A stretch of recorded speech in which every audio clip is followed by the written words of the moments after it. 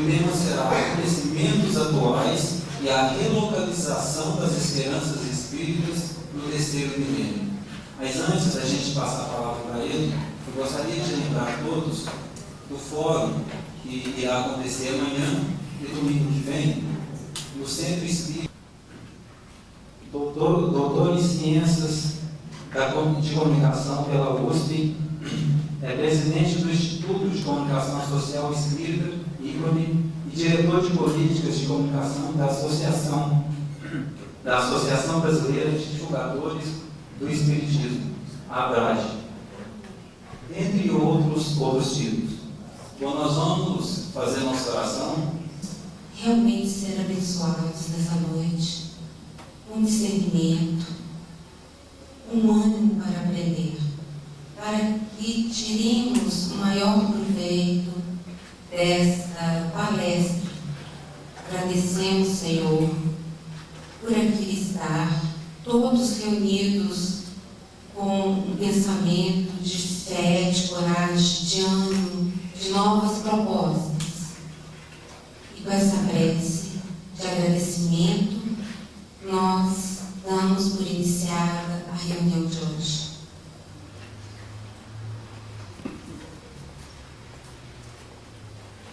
Vou passar então a palavra para Luiz Ignacio.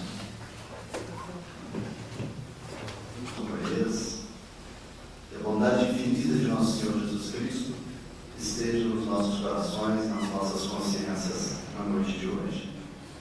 Gostaria de inicialmente agradecer a oportunidade de estar aqui entre vocês, nesses momentos de convivência que começam hoje e que prometem se estender até o domingo próximo, e agradecer a cada um, especialmente aos promotores do evento, parabenizando, inclusive, pela organização, pela acolhida que eu e o professor Felizardo tivemos, e eu acho que vão ser momentos de muita alegria, de muita convivência, de muita construção de afeto entre nós.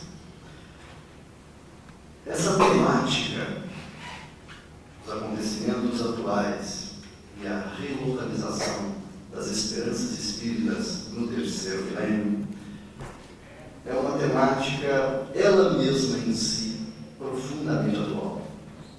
Entretanto, para que nós consigamos abordá-la com a consistência que o Espiritismo exige de nós, nos parece que a primeira coisa que nós temos que fazer para entendermos as circunstâncias atuais em que nós estamos, para entendermos esse mundo de terceiro milênio que já se inicia, e sobretudo para entendermos qual a posição que os espíritas, o movimento espírita, o espiritismo e a doutrina espírita ocupam, ou devem, ou deveriam ocupar. Nos parece que é fundamental nós lançarmos um olhar no passado, a fim de observarmos uma coisa que raramente nós espíritas observamos. Como é que Allan Kardec e os iniciadores de todo esse processo no qual a gente está inserido, como é que eles viam o futuro deles, que é o nosso presente hoje, ou do qual o nosso presente hoje faz parte. Já são quase 2 séculos que nos separam de Allan Kardec, que nos separam daqueles acontecimentos iniciais que deram início ao movimento espírita na Europa do século XIX. E este século e meio que já se transpôs sobre o mundo foi extremamente significativo para o mundo. É perfeitamente possível nós dizermos que só durante o século XX aconteceram muito mais coisas, e coisas muito mais importantes do que praticamente toda a história da humanidade. Se nós observarmos a ciência e a filosofia, a atualização do conhecimento intelectual no mundo é é perfeitamente possível nós dizermos que o século XX produziu muito mais ciência, muito mais filosofia e de muito melhor qualidade do que em toda a história da humanidade. Nós vivemos, então, uma época extraordinariamente marcante na história humana.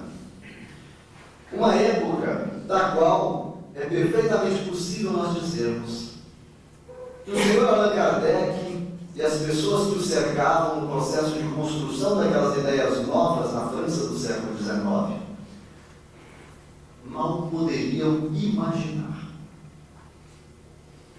Isso é perfeitamente demonstrável neste olhar ao passado que eu convido vocês a fazer comigo. Na revista Spirit, a revista espírita publicada por Allan Kardec ao longo de mais de uma década, edição de outubro de 1864, eu não tenho certeza desse ano não, tá? Mas eu sei que a edição de outubro me parece que de 1864.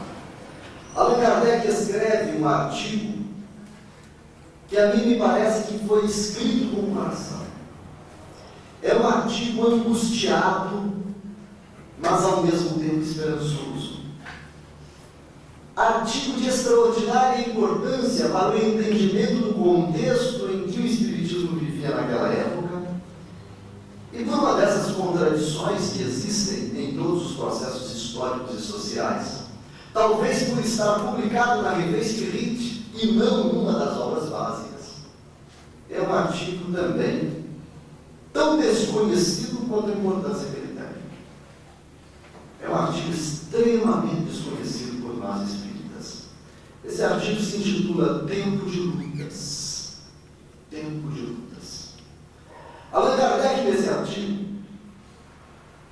ele diz o seguinte, que o Espiritismo passaria, ou teria que passar, para realizar os seus objetivos por pelo menos 6 fases diferentes. Haviam 6 períodos, diz Allan Kardec, nesse artigo Tempo de Lutas. Haveriam 6 períodos que marcariam a história do Espiritismo até que nós alcançássemos como espíritas os objetivos para os quais o Espiritismo se propunha naquele movimento. Allan Kardec diz que o primeiro período seria o período da curiosidade. Tinha sido o período da curiosidade. O período da curiosidade foi aquele que Emmanuel, no livro Religião dos Espíritos, chamaria o período da chegada, em que os espíritos comparecem na Europa do século XIX e também nos Estados Unidos, agitando as casas das pessoas, invadindo os ambientes, fazendo com que os objetos se movessem, fazendo com que as pessoas os percebessem, quer quisessem ou não quisessem. É interessante observar que esses eventos foram de tal modo impressionantes para a mentalidade da Europa e dos Estados Unidos naquela época, que até hoje, de vez em quando, a gente ouve falar da Inglaterra e dos seus castelos mal assombrados. A literatura inglesa daquela época, a literatura romântica inglesa daquela época, é marcada por histórias, por crônicas e por romances, em que há sempre a presença de espíritos. É dessa época que derivam, por exemplo, os mitos que se construíram em torno das entidades espirituais, como a dizer que as pessoas que morriam ficavam arrastando correntes, fazendo barulhos à noite pelos castelos adentro. E aí haviam as casas e os castelos mal assombrados.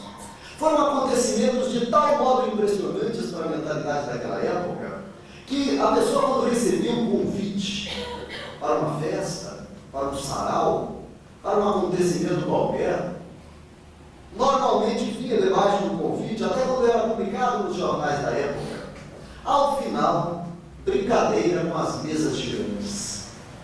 Brincadeira com as mesas girantes. Se tornou uma brincadeira de salão. As pessoas, ao final da festa, depois que já tinham posto as crianças para dormir, se reunirem em pé em volta, espalmarem as mãos sobre a mesa e ficarem lá de olhos fechados, esperando que a mesa se movesse.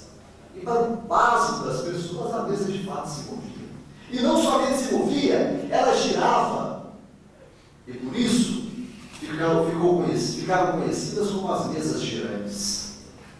Esses acontecimentos, eles marcaram a mentalidade da Europa da primeira metade do século XIX. Allan Kardec chamou esta fase, esse período que Emmanuel chamaria depois de período da chegada ou do anúncio, Allan Kardec chamou esse período de período da curiosidade. Por quê? Porque era o momento em que as pessoas buscavam os fenômenos por mera curiosidade. Buscavam conhecer aqueles fenômenos porque eles aparentavam fenômenos fantásticos, porque eles aparentemente contrariavam as leis da natureza. Este foi o primeiro período consignado por Allan Kardec no seu artigo Tempo de Lutas, mas que logo daria lugar ao segundo período, que Allan Kardec chamou de período filosófico, que evidentemente ele se colocava como um dos representantes, mas não o único. O período filosófico foi o momento em que as pessoas mais sérias, em que as pessoas estudiosas, passaram a olhar aquele fenômeno com outros olhos, que não simplesmente os olhos da curiosidade ou os olhos do divertimento. E entreviram que por detrás daquela fenomenologia, por detrás daqueles acontecimentos aparentemente inexplicáveis, poderia haver alguma coisa séria, poderia haver alguma coisa interessante, poderia haver alguma coisa que gerasse conhecimento importante para a humanidade. E passaram a estudar o fenômeno. E nós tivemos vários exemplos ao longo da Europa e nos Estados Unidos. Diversas pessoas que se debruçaram, alguns prêmios Nobel no início do século XX também se debruçaram sobre essa fenomenologia, para compreender aquilo que Allan Kardec chamaria o fenômeno da mediunidade. Esse período foi um período filosófico. Por quê? Allan Kardec explica. Porque foi o período em que os espíritos se manifestaram, não mais para chamar a atenção das pessoas, mas para dizerem às pessoas das coisas, para fazerem filosofia com as pessoas. E é interessante observar que as reuniões mediúnicas nessa época eram bastante diferentes dessas que nós realizamos hoje na experiência brasileira do Espiritismo.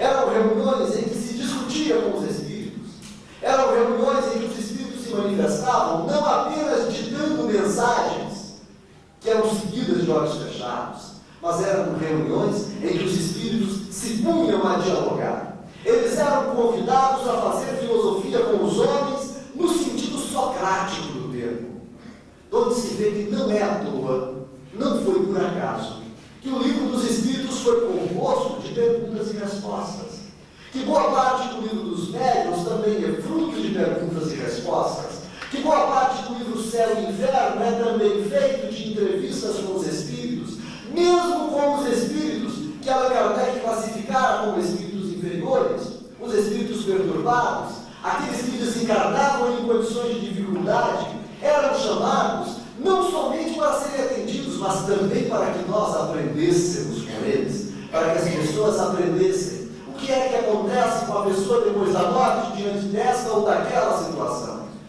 Allan Kardec e os homens daquela época se punham a dialogar com os espíritos a fim de aprender com ele. Isto é fazer ciência, isto é fazer filosofia. Foi o segundo período do Espiritismo que Allan Kardec chamou período filosófico. O terceiro período é aquele que Allan Kardec diz que estava vivendo no momento em que escreveu o artigo. Ele chamou o período das lutas. Ora, os espíritos traziam um conjunto de ideias que boa parte delas questionavam os conhecimentos e as crenças das sociedades daquela época. Questionavam determinados dogmas da teologia da igreja cristã tradicional, tanto a católica quanto a protestante daquela época.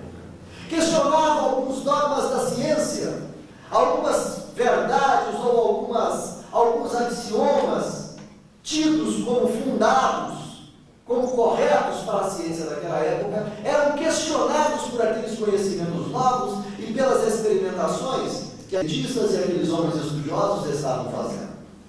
A reação, especialmente das religiões, foi uma reação contrária, violenta, desrespeitosa, fluida. Foi uma reação bastante difícil. Allan Kardec teve livros queimados em diversos lugares, ficou conhecido, Alto de Barcelona, na Espanha, quando um conjunto de obras enviadas por Allan Kardec foram queimadas em praça pública, num alto de fé.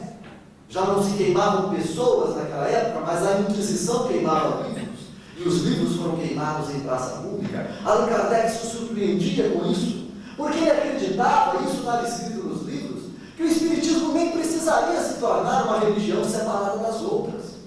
Leiam lá o capítulo do método do Livro dos Médiuns e vocês vão ver isso. Allan Kardec dizendo que haverá espíritas protestantes, espíritas católicos, espíritas budistas, espíritas maometanos. Diz Allan Kardec, haverá todo tipo de espírita, menos os espíritas ateus, porque ser espírita e ser ateu para Allan Kardec é uma contradição que ele não conseguia compreender. Mas haverá espíritas em todas as religiões, e ele diz que as reuniões espíritas, as reuniões de experimentação, não devem, por essa razão, assumir os rituais de nenhuma outra religião. Porque se você assume os rituais de uma, você ofende a outra. Allan Kardec esperava que o Espiritismo fosse um traço de união das diversas crenças e das diversas religiões entre si. Escreve nesta época o Evangelho segundo o Espiritismo, num claro estender de mãos para a teologia católica. O que é que Allan Kardec faz no Evangelho segundo o Espiritismo? Ele pinça dos Evangelhos, ele pinça do Novo Testamento da Bíblia algumas questões que são aquelas às quais o Espiritismo tinha alguma contribuição a dar. Logo no primeiro capítulo da introdução, ele diz que havia outras questões vinculadas à discussão teológica pelas quais o Espiritismo não se interessava. Ele se interessava por uma questão fundamental: os princípios morais contidos no ensino e na prática de Jesus Cristo. Os ensinos morais do Evangelho, estes sim, o Espiritismo se interessava por ele. Porque todas as outras discussões teológicas eram vazias de consequências práticas e sociais. Já os princípios éticos contidos no Evangelho, toda a discussão sobre moralidade contida no Evangelho, esta não. Esta, se gerasse um novo acordo entre os homens e as sociedades, poderia contribuir para o desenvolvimento das pessoas, para o aprofundamento para a solução dos grandes problemas e das grandes tragédias que até hoje atingem a humanidade. Allan Kardec pensava assim a doutrina espírita como uma grande contribuição para todos os movimentos existentes e significando, com a revelação da vida após a morte, com a revelação da continuidade da vida além do túmulo, a extinção do materialismo mecanicista, a extinção do materialismo fisiocrata e a proposta de um mundo de fraternidade. Um mundo em que os interesses materiais valessem cada vez menos e os interesses espirituais valessem cada vez mais. Um mundo marcado pela vivência e pela convivência no ideal da fraternidade e do amor e da caridade. Allan Kardec sonhava com isso. Só que ele se surpreendeu com a revanche das religiões, especialmente das religiões.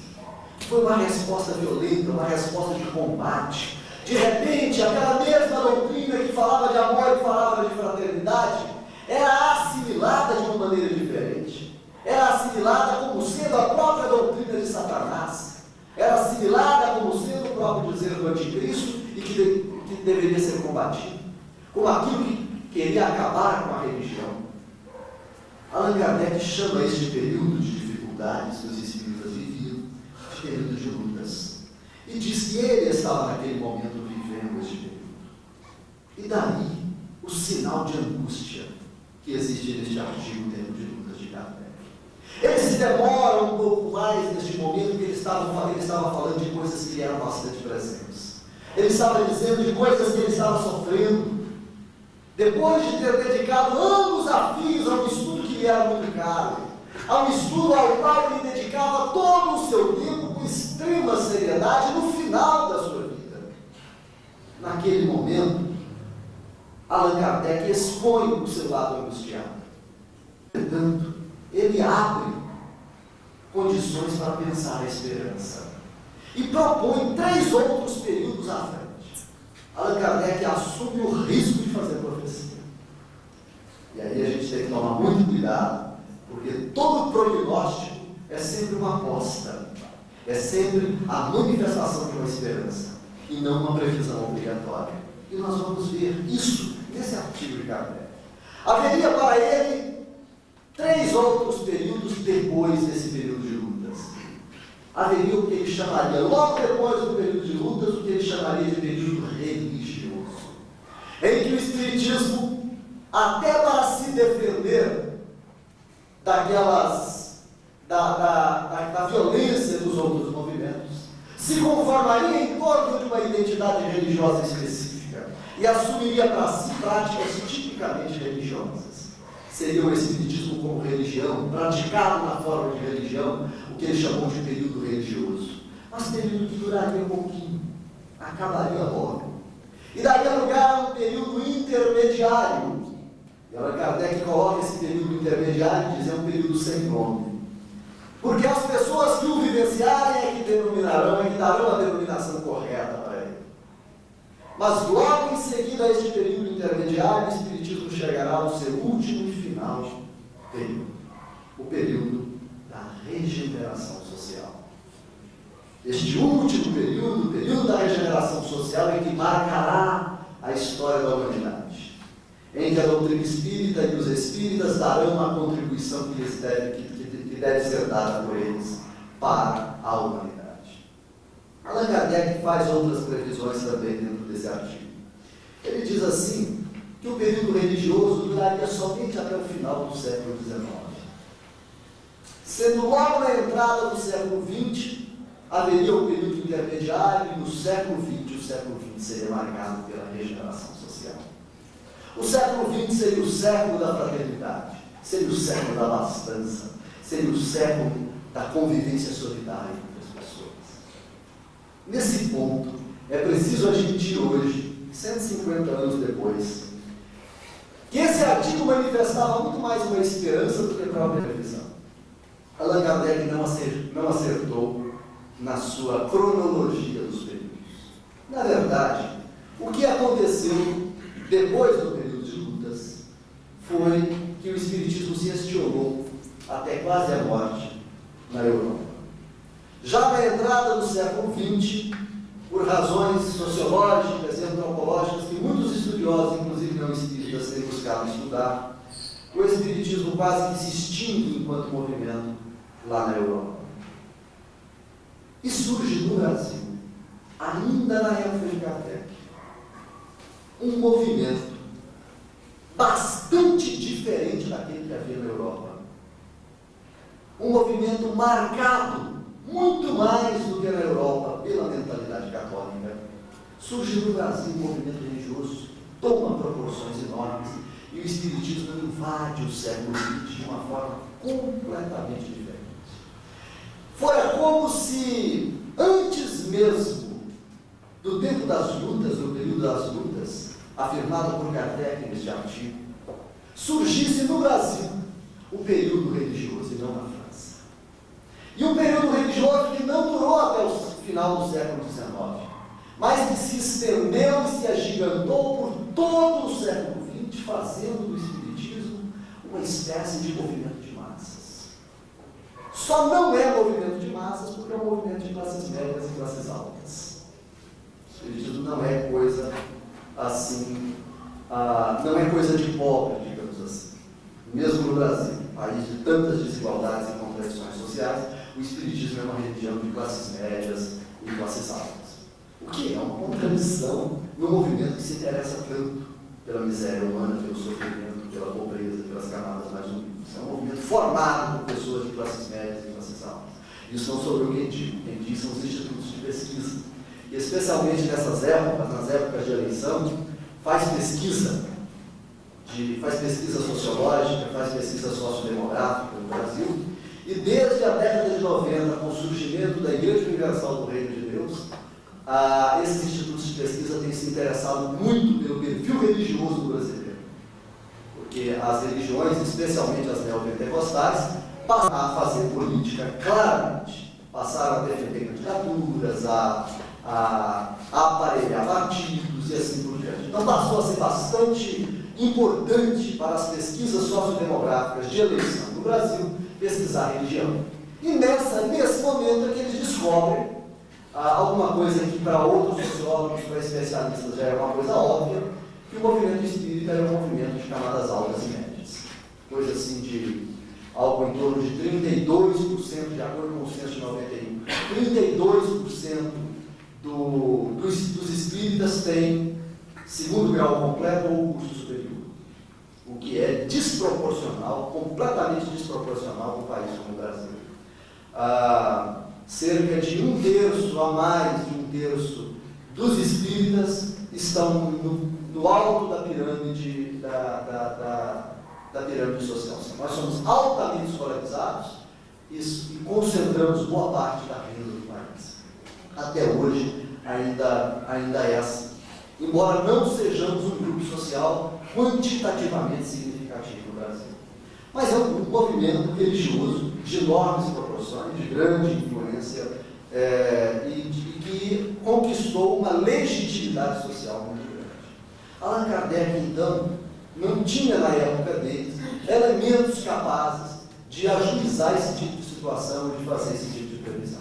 Por isso é que ele enxerga o progresso do espiritismo na sociedade em que ele vivia e ele não tinha também condições de prever que o espiritismo acabaria não acontecendo enquanto movimento social na Europa, que era o berço onde ele esperava que acontecesse. O espiritismo surge no Brasil, ressurge no Brasil e ressurge de perfil religioso. Passa mais de 100 anos, nós podemos dizer com segurança que nós estamos no período religioso até hoje. Depois do período das lutas, nós estamos no período religioso até hoje. Não atingimos ainda sequer o período intermediário, porque o período intermediário tem que ser marcado pela superação do período religioso. E esse período não foi superado até hoje ainda. É uma coisa para a gente pensar. O objetivo do espiritismo, e aí, nesse momento, é fundamental que nós compreendamos algumas questões que estão até além da vivência espírita. O objetivo do espiritismo, marcado por Allan Kardec, marcado lá pelas palavras de origem, o objetivo do espiritismo é vincular-se ao processo de transformação social do mundo. Para entendermos isso, nós temos que levar em consideração que no século XIX, a intelectualidade do século XVIII e XIX, grande parte dos cérebros daquela época se gastaram pensando neste processo de transformação social, pensando neste processo de renovação. E é interessante observar como é que as pessoas do século XIX enxergavam o século XX. Olha que há 150 a 200 anos atrás, como é que eles viam o século XX? Como é que eles enxergavam a virada de milênio? A gente vê isso não só na obra de Kardec, a gente vê isso em diversos outros intelectuais do iluminismo. Eles prognosticaram o século XX.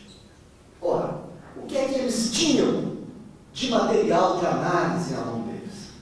Eles tinham, pouco tempo atrás, coisa de 200, 300 anos antes deles, a experiência da saída da Idade Média e da entrada na Idade Moderna. O surgimento de um tipo de movimento intelectual que jamais houve em toda a história da humanidade. Pela primeira vez, e talvez pela única vez na história da humanidade, se construiu uma cultura sem religião. Ou pelo menos em que a religião passava a ocupar cada vez mais uma posição secundária. O pensamento humano se libertara das amarras das instituições religiosas que sempre detiveram o poder político e econômico em todas as sociedades. Era um pensamento que se desdobrava livre, talvez como que na realização em planos muito mais amplos daquele sonho da Grécia Antiga, daquele sonho dos filósofos gregos antigos, que conversavam sobre quaisquer questões em praça pública. Era esse o movimento que surgiu. Só que esse movimento gerou consequências, inclusive materiais e econômicas, muito mais amplas, muito mais drásticas do que os anteriores, do que aquelas pequenas cidades gregas na antiguidade. A filosofia, surgida a partir do final da Idade Média, desenvolveu uma ciência, e uma ciência pragmática, e uma ciência capaz de construir tecnologias, capaz de desenvolver técnicas com base na racionalidade. Tecnologia é isso. Tecnologia é quando uma técnica sai do artesanato e se torna uma coisa científica e teoricamente fundamentada. Aí se constrói a técnica como tecnologia. Ora, a filosofia gera a ciência, a racionalidade pai e filho, extremamente incomum, que foi a ciência. A ciência desenvolve-se como tecnologia. A tecnologia entra no mundo econômico na forma da indústria. E a indústria inventa, a partir da tecnologia, máquinas que produzem sozinhas. Máquinas que multiplicam a capacidade humana de produção. O século XIX e o século XVIII viveram a efervescência da chamada Revolução Industrial, que enriqueceu a Inglaterra, que enriquece os Estados Unidos, que enriqueceu grande parte do primeiro mundo hoje. A Revolução Industrial, como é que os pensadores, a maioria dos pensadores liberais, e Allan Kardec era um deles, como é que os pensadores liberais do século XIX pensavam a Revolução Industrial? Ora, a tecnologia e as máquinas geram tantos produtos, geram tanta coisa que o século XX, evidentemente, vai ser o século que todo mundo vai ter tudo. A indústria gera tanto produto que as pessoas não vão ter mais necessidade de nada. Você vai ter qualquer coisa a preço muito baratinho, até de graça. Todo mundo vai ter tudo. Como todo mundo vai ter tudo, vai sobrar comida para a gente ser feliz. As pessoas vão conseguir se através da própria razão, as pessoas vão conseguir se relacionar. Porque a ciência vai mostrar às pessoas como governar bem, como articular bem a sociedade para que a sociedade viva em paz. Eles esperavam sinceramente que a indústria, a tecnologia, a ciência e a filosofia conseguissem no século XX gerar a felicidade, a solidariedade, a fraternidade, a harmonia e a paz entre as pessoas. Allan Kardec quase que disse isso nesse artigo. O Espiritismo era um produto da razão, como todo produto iluminista, como toda filosofia iluminista, que vai agregar as religiões e acabar com as lutas das religiões entre si, com as briguinhas das religiões por conta de picuinhas de teologia. A doutrina espírita vinha sobrelevar o lado ético e o lado moral de todas as religiões e mostrar para as religiões que esse é o lado que interessa. E vinha fornecer a todos os movimentos humanos as linhas mestras para se construir uma sociedade de paz. Mas aí o que acontece no século XX? Qual que é a realidade histórica que nós temos no século XX? Logo no início, duas grandes guerras mundiais. Os filósofos da Europa, meus irmãos, passaram todo o século XX tentando descobrir como isso foi possível. Fica parecendo aquele quadro do Zorra Total, em que o pai no final vira para a câmera e fala: onde foi que eu errei? Os intelectuais do século XX, os intelectuais europeus, passaram todo o século XX se perguntando aonde foi que a razão errou, aonde foi que a filosofia errou, aonde foi que a ciência errou. Porque ao invés de gerar a paz, a ciência aperfeiçoou a tecnologia de guerra. Hoje a gente assiste guerra pela televisão. Tem até efeitos especiais que demonstram em programas de computador simulações de como é que funciona aquele míssil que tem uma microcâmera na ponta e que não erra o alvo. Não precisa mais mandar soldado para a guerra. O míssil vai sozinho e faz o extermínio, faz o serviço todo sozinho. E as pessoas ficam maravilhadas com isso. Ao invés de produzir a paz, nós sofisticamos a arte de matar. A Europa descobriu isso com o Estado nazista. Sabe o que foi o Estado nazista? O Estado nazista talvez tenha sido o modelo de governo mais racional que existe. Todo aquele conhecimento que gerou a indústria se transformou em tecnologia dentro dos campos de concentração. Os judeus, poloneses, polacos, russos e todas as etnias que eram consideradas impuras eram devidamente selecionadas. Suas roupas eram tirados e classificados como manda por metodologia científica. Depois de mortos, as partes do corpo eram aproveitadas em materiais úteis. A tudo era dada utilidade, porque nada podia se ter. Nós sofisticamos e racionalizamos a crueldade. O século XX não foi o século da abastança. Foi o século da desigualdade social. Foi o século em que as injustiças sociais atingiram o seu apogeu. De uma forma tal, meus irmãos, que hoje, quando vamos falar de acontecimentos atuais, o século XX já acabou, já estamos no século XXI, já adentramos o terceiro milênio, o que nós temos hoje é que nunca houve tanta riqueza, nunca houve tanta abastança, nunca houve tanto conhecimento e tanta tecnologia, e nunca houve tanto sofrimento, tanta desigualdade, tanta indiferença social. Nós, espíritas do Brasil, passamos também o século XX sonhando. Da mesma forma como os iluministas do século XIX, talvez porque nós sejamos de uma religião neo-iluminista, da mesma forma como os iluministas do século XVIII e do século XIX passaram este tempo, inclusive Allan Kardec, sonhando com um século XX justo, fraterno, generoso e solidário. Dessa mesma forma, nós espíritas do século XX brasileiro, sonhamos, passamos o século XX, sonhando com um terceiro milênio de abastança, de solidariedade, de harmonia e de paz. É ou não é verdade? Vocês todos são como eu, criaturas do século passado, pessoas do milênio passado, não é? Daqui uns 20, 30 anos a gente vai começar a se sentir meio fora do contexto. Ah, você é do século passado, eu não, eu sou do terceiro milênio. Nós somos figuras do século passado, todos nós aqui presentes. Não é preciso buscar muito nos arquivos da memória. Quem tenha 10, 20, 30 anos de frequência a centro espírita, de convivência com o espiritismo, sabe disso que eu estou falando. Mas terminamos o século sonhando com o terceiro milênio.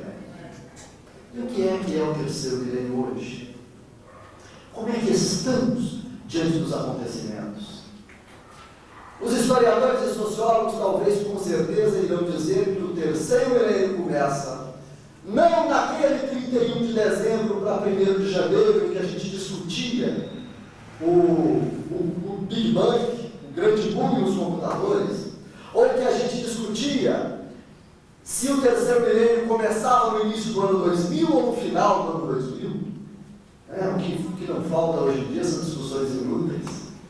O século XX, o terceiro milênio, o século XXI, o terceiro milênio, talvez do ponto de vista histórico, não tenha dado o seu ponto de passagem neste acontecimento. Talvez, isso é talvez, porque eu não tenho certeza dessas coisas que eu estou dizendo.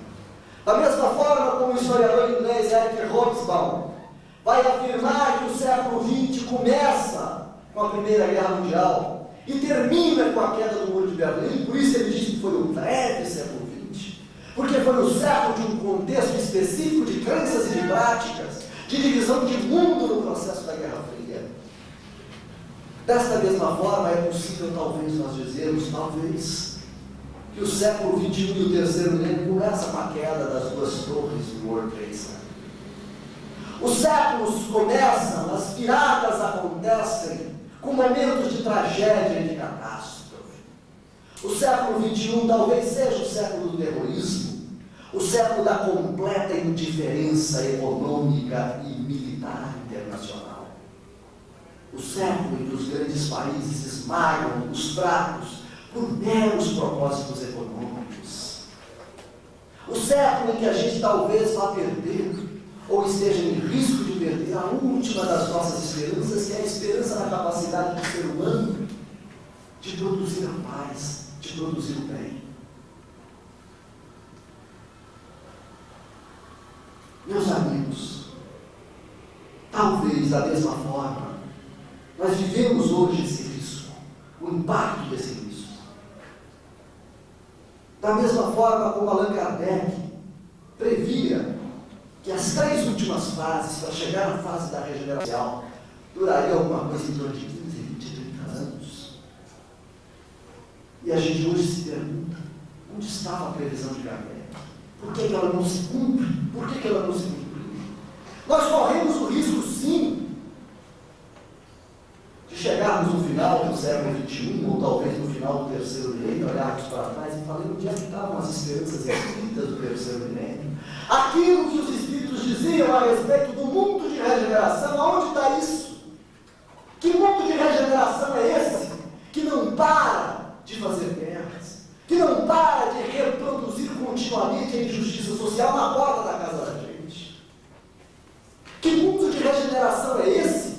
Em que nós, as figuras de classe média e classe alta, inclusive nós os espíritas, que somos em maioria assim, diante do problema da segurança pública, do problema da violência do mundo, nós construímos casas com muros de 4 metros de altura, cerca eletrificada para nos protegermos do mundo. Nós nos cercamos em condomínios fechados, gradeados e com câmeras fiscalizando quem entra e quem sai. Nós somos vítimas de sequestros em caixas eletrônicos nas praças das grandes cidades. Onde é que está esse mundo de regeneração? Que mundo é esse? Para onde nós caminhamos? Nós corremos o risco de perguntarmos isso. E quando a gente olha para o Espiritismo, para um discurso até certo ponto romântico que o Espiritismo nos traz a respeito do ser humano, na capacidade do homem de produzir o bem e a caridade, quando nós falamos de amor ao semelhante, e a gente observa as nossas próprias práticas, a gente fica extasiado, às vezes, com a nossa incapacidade de gerar relações sociais que sejam de fato relações de fraternidade. Se nós observarmos essa coisa dos períodos da evolução humana sobre a Terra, dentro daquela narrativa judaico-cristã, que está no 1º capítulo do Evangelho segundo o Espiritismo, que está também, de certa forma, repetida no livro A Gênese, de Allan Kardec, nós iremos ver uma coisa interessante que eu gostaria de dialogar com vocês. Allan Kardec fala em 3 regiões nessa história da cultura judaico-cristã para encaixar o Espiritismo dentro dessa tradição. A primeira revelação é a revelação mosaica. Quando Moisés recebe as tábuas da lei no Monte Sinai, um fenômeno claramente bíblico, e quando depois dele os profetas judeus dialogam com os espíritos, alguns deles narrados como espíritos desencarnados, ex-reis da própria Judéia, para orientar o povo judeu no seu caminho.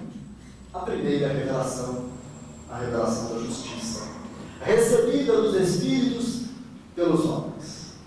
A segunda revelação, Jesus Cristo em pessoa comparece entre nós e os apóstolos depois do Pentecostes, naquilo que a Igreja Católica vai chamar de manifestação do carisma do Espírito Santo. Os mesmos espíritos, mas agora em outra linguagem, direcionados para propósitos mais amplos, encaminham o movimento cristão nascente também através da mediunidade. A revelação é trazida do mundo espiritual para os homens novamente. A terceira revelação é o Espiritismo, que surge naquele período filosófico previsto por Kardec. Os Espíritos trazem aos homens, no diálogo com eles, uma doutrina movimentada pelo conhecimento científico e filosófico disponível no século XIX, mas uma doutrina também, de certa forma, trazida até nós. Observem só, meus irmãos. Cada uma dessas revelações previu a seguinte: a revelação mosaica previu a vinda do Messias. A vinda do Messias, Jesus Cristo prevê o Consolador, como interpreta o próprio Allan Kardec. E a revelação espírita prevê o mundo de regeneração. Mas há uma particularidade extremamente importante que diferencia a revelação espírita das demais. Quando Moisés prevê o Messias, não dependia de nenhum dos judeus produzir o Messias. O Messias vinha do mundo espiritual para cá. Deus o mandaria. Quando Jesus prevê o Consolador, também não dependia de nenhum cristão produzir o Consolador. O Consolador seria enviado por decisão do mundo espiritual. Entretanto, quando o Espiritismo prevê o mundo de regeneração, pela primeira vez na história dessa tradição, e talvez, ao que eu saiba, pela primeira e única vez na história de toda e qualquer religião, uma determinada previsão não depende do mundo espiritual. Não vem de lá. A previsão do mundo de regeneração é uma previsão construtivista. Ou nós a construímos, ou ela não acontece. Eu não sei se vocês já perceberam essa peculiaridade na revelação espírita, na previsão espírita, nas esperanças espíritas que são construídas. Enquanto lá em Moisés e em Jesus Cristo o que acontecia era uma previsão mesmo, dessas que a gente atribui a Nostradamus, coisas que vão acontecer, na revelação espírita não é previsão, é esperança, é chamamento, é convite. Produzam isso entre vocês. É o que talvez os espíritos estivessem querendo dizer. Há a possibilidade de, utilizando esses conhecimentos, nós produzirmos um mundo regenerado, um mundo justo e bom. Porque não é possível construir um mundo bom sem justiça. Um mundo justo e bom. É perfeitamente possível isso acontecer, se vocês quiserem. O mundo de regeneração não é alguma coisa que vem do espaço para cá, que vem do mundo espiritual para cá. Mesmo que a gente fale aí no tal do decreto, porque tem gente que fala que não. O mundo de regeneração é o seguinte: os espíritos vão se separar quem é bom e quem não é, mandar os bons, os maus para o planetão, né, para o outro órgão inferior, e largar os bons aqui. Desculpem, gente, mas e aí eu falo eu porque sou eu mesmo que cometo esse ato de desrespeito. Eu falo assim até eu faço. O problema vai ser só discutir o critério. Mas separar quem é bom, quem é ruim, e mandar o ruim para fora e ficar com o bom, regenerar o mundo assim é fácil. Já devia ter feito, não precisava dessa trabalhada toda. Não é verdade? Manter os bons, sai os ruins. Você resolve o problema, você desloca o problema do lugar. Como se o projeto do mundo espiritual, de Jesus Cristo, dos grandes avatares aí, que coordenam esse processo evolutivo, que procuram coordenar como é possível, eu não sei até que ponto nós somos seres coordenáveis nesse momento, mas como se o grande problema desses espíritos, dessas criaturas, fosse o problema de como é que faz com a Terra. Ah não, mas tem que dar um pouquinho de paz para a Terra, vamos tirar um pouco ruim e deixar. O problema não é esse. Há uma filósofa política alemã que fugiu do nazismo e morou a maior parte da vida nos Estados Unidos, que talvez seja a maior expressão de filosofia política da história do século XX, chamada Hannah Arendt. Hannah Arendt. A Hannah Arendt, ela separava na filosofia dela o conceito de terra do conceito de mundo. Eu acho isso genial. Ela diz assim: a terra é o mundo natural, é o mundo das coisas, sem os homens. Como se fosse possível existir esse mundo das coisas sem os homens para nomeá-las, para conviver com elas e para glorificá-las. O mundo é o mundo humano, é o mundo social, é o mundo subjetivo e intersubjetivo dos homens. Então, ela falava isso para separar os conceitos. Olha, quando eu falar de terra, eu estou falando do lugar físico, do espaço físico.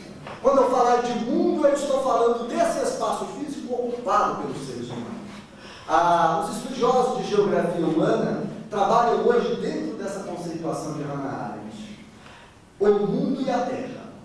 Seria possível, em termos espíritas, no diálogo com Hannah Arendt, nós dizermos assim: olha, a terra é o mundo perfeito. A terra é o mundo perfeito. Ela funciona de acordo com as leis da natureza, com as chamadas leis divinas, a partir da nomenclatura de Allan Kardec. Funciona de maneira perfeita. Tudo que sobe e desce. A lei da gravidade funciona certinho, 9 metros por segundo ao quadrado, qualquer que seja o objeto que você jogue, desconsiderável aí a força de atrito oferecida pelo ar ou pelos objetos que estiverem no caminho. Isso funciona em qualquer lugar da Terra. Normal, é um mundo perfeito. Agora, o mundo não é perfeito. A Terra é um planeta perfeito. Mas o mundo humano é o mundo que está em evolução. Quando a gente fala, ou Allan Kardec diz, mundo de regenerações, de expiação de provas, evidentemente ele não está falando do planeta, ele está falando do mundo. Então trata-se de renovar o mundo. Se eu pegar os habitantes daqui e levar para o outro mundo, eu mudei o mundo de lugar. Ó, eu não resolvi o problema do mundo. Eu posso ter resolvido o problema da Terra, mas a Terra não tinha problema para resolver. Ela já é um mundo perfeito. Eu transferi o mundo de lugar e não resolvi o problema. Por isso que eu não acredito muito nessa história de que, pelo degredo, a gente vai resolver algum problema. Esses ajustes feitos pela solidariedade dos mundos a partir da narrativa espírita, eles são naturais e acontecem o tempo todo. Eles não são feitos para gerarem ciclos evolutivos mais amplos. Não há necessidade de fazer isso, porque esse não é o problema. O problema da transformação do mundo, meus amigos, é um problema de relacionamento. O problema não está em mim, não está em você, está entre nós. É o problema de nós descobrirmos que não dá para eu ser feliz se houver alguma pessoa infeliz na sociedade em que eu vivo. É o problema de eu descobrir que não dá para eu ter paz se eu não produzir essa paz na relação entre as pessoas. Sem o componente social, ninguém se transforma intimamente. Nós espíritas, às vezes, a gente trabalha com uma ideia, que é uma ideia do atomismo social do século XIX, mas que já caiu há muitos anos, de que é possível transformar o indivíduo sem transformar o meio em que ele vive. Nem nós espíritas, a gente acredita nisso só na teoria, porque na prática a gente não acredita. Porque se fosse assim, a gente podia fechar o centro espírita. Para que é o centro espírita se a gente tem que fazer a reforma íntima primeiro? O que é o centro espírita? O centro espírita é uma instituição social que aglutina pessoas, cria uma cultura buscando favorecer a transformação íntima das pessoas. Nós só nos transformamos intimamente dentro do espiritismo por causa dessa cultura. Se não criarmos uma cultura assim, pode ser que aqui ou acolá, por conta de outros fenômenos também sociais, a gente se transforme. Mas ninguém se transforma sozinho, a gente só se transforma na relação com o outro. Eu não me transformo intimamente sem mudar minha relação com a outra pessoa. E para eu mudar minha relação com a outra pessoa, eu preciso dela. Ou seja, a minha transformação íntima depende do outro. A transformação íntima do outro depende de mim. O homem depende da sociedade que ele vive e a sociedade depende do homem. Não são coisas possíveis de serem separadas. Só é possível ser feitas em conjunto. A transformação da humanidade é o objetivo da doutrina espírita. Não o espiritismo fazer isso, mas o espiritismo contribuir com isso. E como contribuir com isso? Como contribuir? Como reajustarmos no sentido de construirmos um mundo melhor, um mundo de paz, um mundo que não seja um mundo de indiferença? É essa a grande questão que está colocada diante de nós. Qual é o estágio em que nós estamos naquela classificação de estágios, naquela periodização de Allan Kardec? Nós já vivemos o estágio da regeneração social. Nós já vivemos o estágio da intermediário que leva à regeneração social. É possível dizermos que não, porque nós ainda vivemos um estágio bastante religioso. Qual que é a característica do estágio religioso? Nós ainda estamos muito preocupados conosco mesmos, muito preocupados com a nossa identidade.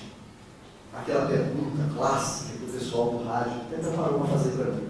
Como é que as pessoas podem conhecer o que é e o que não é do espiritismo definitivamente e não fazer uma interpretação errada de nós? Nós estamos preocupados é com o jeito que as pessoas nos interpretam. A gente quer ser interpretado do jeito que a gente quer e não do jeito que as pessoas sabem. Ao invés de estarmos preocupados com uma coisa muito mais ampla do que isso, que é preocupado com o tipo de relação que nós estabelecemos com as outras pessoas, com os outros grupos sociais. Às vezes também nós entramos dentro do centro espírita e encontramos discussões do tipo assim: olha o jeito que aquela religião está crescendo, mas temos que fazer alguma coisa, senão a gente vai ficar para trás. Como se fosse corrida de cavalo e a gente não pudesse ficar para trás. Como se a gente tivesse em concorrência as diversas religiões entre si. Observa só que ideia disparatada em relação àquele sonho quase romântico de Allan Kardec, de que o espiritismo poderia ser o traço de união dos diversos religiosos e das diversas interpretações religiosas entre si. Onde é que está o nosso diálogo com as diversas camadas sociais? Ah, mas para fazer esse diálogo, para transformar a sociedade nesse nível, eu tenho que fazer política. E os espíritas não podem fazer política, os espíritos não fazem política. Isso não é verdade, os espíritas fazem política. Política eu amo no sentido, porque política é tudo aquilo que diz respeito ao relacionamento humano. Tudo aquilo que diz respeito ao governo das relações humanas é política. Quando vocês elegem um presidente de centro espírita, por qualquer forma que seja, a conversa entre vocês é política.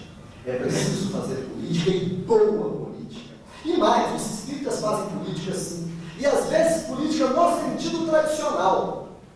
Quando, por exemplo, a temática da pena de morte do aborto entra no Congresso Nacional, uma lei para aprovar a pena de morte para aborto, os espíritas não só fazem política, como fazem grupos de pressão dentro do Congresso Nacional, se unem com a gente se une com outras religiões, faz grupo de pressão para não deixar aprovar a lei.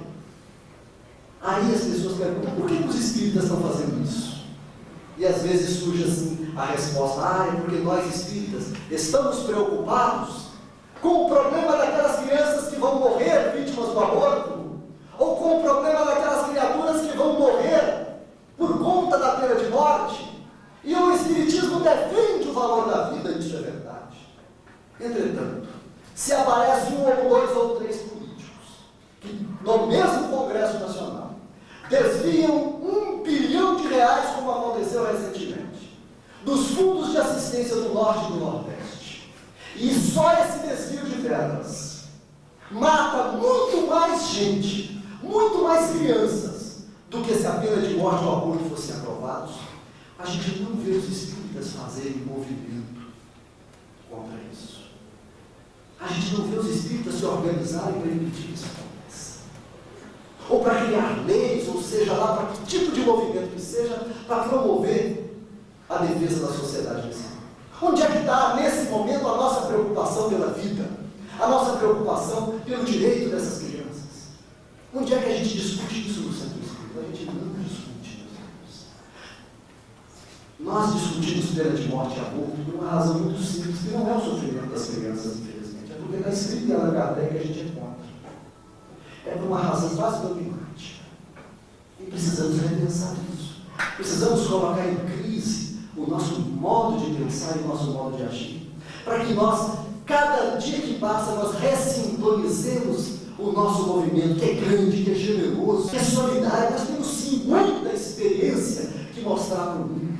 Nós sim temos, nós fazemos, o pessoal que discute hoje o terceiro setor, ONG, novos movimentos sociais. Eu costumo dizer, dentro da universidade onde eu dou aula, e dentro das outras universidades onde eu vou fazer palestra, o movimento espírita é ONG e faz movimento social dessa forma há décadas, desde o começo do século. Não havia INSS, não havia estado do bem-estar social, e os espíritas já estavam na periferia fazendo o bem que podiam. Mas nós estamos, nós espíritas, por conta de questões de natureza dogmática, agora que o mundo está se ligando na questão dos direitos humanos, na questão dos novos movimentos sociais, aparentemente nós espíritas estamos começando a perder a sintonia com os grandes problemas humanos. E é preciso nos ressintonizarmos. É preciso estabelecermos novas conexões com a sociedade, com os grupos sociais, que possam fazer com que as experiências positivas desses grupos nos enriqueçam, porque nós espíritas temos que aprender, ninguém ensina sem aprender. E para que nós espíritas possamos também redimensionar as nossas experiências a fim de oferecer ao mundo o melhor que nós tivermos. E assim entrarmos na fase da regeneração social, superarmos a fase da briga e da disputa e da discórdia religiosa, e entrarmos na fase em que nós estejamos a favor do bem-estar humano, da felicidade humana, da fraternidade humana. Se nós fizermos isso, nós estaremos construindo esse futuro, nós estaremos contribuindo para que o mundo de regeneração de fato aconteça. Em parte, é essa a essência dos assuntos que começa a ser discutida amanhã no Seminário de Comunicação Social Espírita. Nós trazemos para vocês aqui de Divinópolis um assunto que para nós é muito mais importante do que, por exemplo, a divulgação do Espírito. É a questão de qual a natureza, qual é o tipo de relacionamento que nós estamos estabelecendo, nós espíritas, com a sociedade. E qual a contribuição que nós temos que dar. E de que forma nós podemos dar essa contribuição. De forma que neste final de palestra eu faço disso um convite para que vocês estejam conosco amanhã. Agradeço muito E espero ter sido bem entendido nas palavras. Muito obrigado. E, aliás, parece que tem um microfone circulando por aí, não tem? Eu não sei como é que ficou a questão do tempo. Enquanto vocês suportarem, tem um microfone para o caso de vocês fazerem qualquer.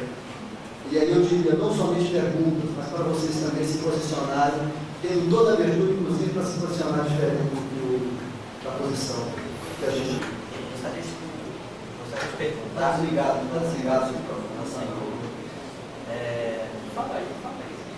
Fala aí. Gostaria de fazer a pergunta seguinte. Você citou um artigo da Revista Espírita, e na conclusão do Livro dos Espíritos, comenta de 3 períodos. Qual seria a relação de ter na codificação somente esses 3 primeiros períodos, da curiosidade, da filosofia e da ciência, e logo em seguida a aplicação e a colocação na Revista Espírita? Qual seria a sua visão disso aí? Eu acho que são interpretações diferenciadas que naturalmente acontecem por causa dos momentos de interpretação diferenciados. No momento em que Allan Kardec escreve o artigo Tempo de Lutas e publica na Revista Espírita, ele estava vivendo uma fase de crise, uma fase de muita dificuldade. Aparentemente, você observando a obra de Kardec ao longo das publicações que ele faz, não era esperado por ele que houvesse uma reação religiosa ou uma reação violenta por parte da sociedade, certo? O Livro dos Espíritos foi escrito no início, ele foi publicado ainda no início do trabalho dele. Esse artigo, ele data de quase 10 anos depois da publicação do Livro dos Espíritos, daí para mais. Então, eu acredito que essa diferença de interpretação se deve à diferença de experiência que o próprio codificador teve do movimento que estava nascendo. Quer dizer, no início, ele trabalhava na discussão, digamos assim, cognitiva e epistemológica. Ele estava, nesse momento, no Livro dos Espíritos, tratando os espíritos com conhecimento, tá? Que era um período de curiosidade. Você observa só, o tempo todo do Livro dos Espíritos, ele vai estar falando de conhecimento. Curiosidade é um momento que leva a conhecimento, mas que não se aprofunda. Tá? Esse período, o período filosófico, da mesma forma. E o período da aplicação do conhecimento. Então ele via a coisa em termos de conhecimento. Nesse artigo da Revista Espírita, ele já estava falando de prática social. Tempo de lutas, por exemplo, não é um momento de conhecimento. É um momento em que o conhecimento não dá o resultado esperado. Ou é um momento em que as relações se tornam violentas, se tornam conflitivas. Certo? E aí ele previu o período religioso, e eu acho isso genial em Kardec. E é uma previsão que ele faz, ele não estava vivendo esse período ainda. O que era o período religioso? Depois que a história já aconteceu, fica fácil para mim interpretar. Prever isso para mim é que era genial. Quer dizer, ele previu que o Espiritismo se tornaria uma religião organizada como elemento de defesa. Que quando dessa é colocar.